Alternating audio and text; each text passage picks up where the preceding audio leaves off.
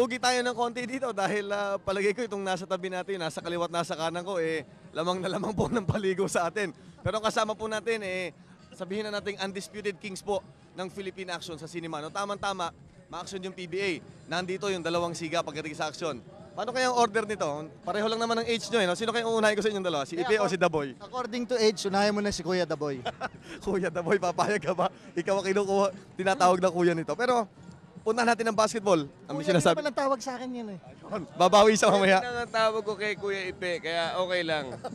Dito sa larong ito, pinanood nyo ba talaga? Alam ko, nandito kayo para panoorin ng Alaska, pero nagkaroon ka ba ng time na sundan talaga yung series? Oo, mula yung game 1 hanggang game 4 na panood ko. So, ito nga, palagay ko, baka matatapusin na ng Alaska, kaya nandito kami.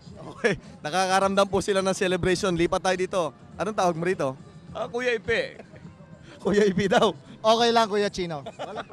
O, sige. Ba kuya, pag-usapan natin dito ang meron kayong link actually ni Bong Hawkins. So, alam ko kung bakit ang puso mo nasa sa Alaska ngayon. Hindi ko alam na lumalabas sa parang pamangkin mo si Bong. Alam mo kasi si Bong,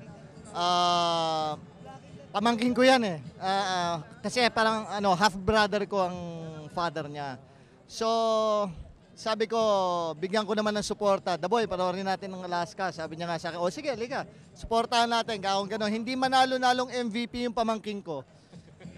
Ang galing-galing na player pero hindi manalo. Suportahan na lang natin. Panoorin, mag-champion man lang ang Alaska. Pero, you know, let's face it, Alvin Patrimonio is a damn good player also. So, he also deserves it. Okay, ito, kitang-kita nyo itong dalawang to, hindi napapalayo pagka basketball ang pag-uusapan. Daboy, meron, ito maganda to na, sabi mo nga sa akin, nabasa ko rin isang araw Pag sine pag-uusapan, pag action ang hinahanap nyo, dito kayo pupunta sa isang kasama natin ito. Meron kang ginawang sine, ang balita ko, meron daw itong pagkakahawig sa nangyayari sa society natin ngayon. Tungkol sa isang pulis na naipit. Ito pa, itiniming mo. Saan mo kinuha ang storya nito? Dahil kung panonoorin nila, matataon talaga kung ano nangyayari ngayon. para siguro nagkataon lang. Kasi nag-shooting kami medyo early this year, ano? Natapos kailan lang. Pero nataon lang na napapareho dun sa mga nangyayari sa ngayon. Yung mga, kuminsan yung mga pulis na dapat sabitan ng medalya, nare-relieve o nasususpinde. Ito naman sa kaso ng pelikula namin, sa Itataya Ko ang Buhay Ko. Isang pulis na bimedal na frame up, nakulong.